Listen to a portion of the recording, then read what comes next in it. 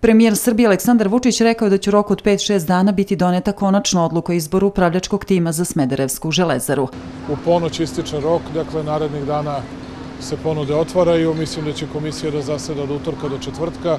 Očekujte da ćete u roku od 5 ili 6 dana najkasnije da imate konačnu odluku o izboru, odnosno ukoliko neko ispunjava uslove koje je država propisala, da li će moći da uđe u železaru. Dakle, do 12. 13. je ceo postupak završen. Premijer Vučić je nakon obilaska radova na železničkoj stanici Prokop sa ministarkom građevinarstva, saobraćaja i infrastrukture Zoranom Mihajlović izjavio da će radovi biti završeni do 27. januara iduće godine. Srećan sam što mi pokazujemo da možemo da napravimo, da možemo da radimo i ovo će biti jedna od najmodernijih stanica u ovom delu Evrope, nadam se i u celoj Evropi. I kao što vidite, od onoga što su mnogi govorili u prethodnih nekoliko decenija, u prethodnih 40 godina, mi vam kažemo da ćemo da završimo i to da ćemo da završimo veoma brzo.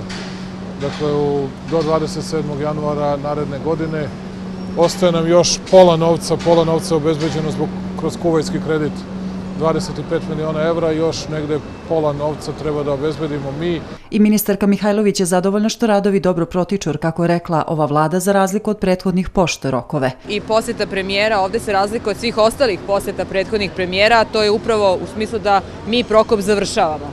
Dakle, mi nećemo čekati godine da se on završi, mi Prokop završavamo.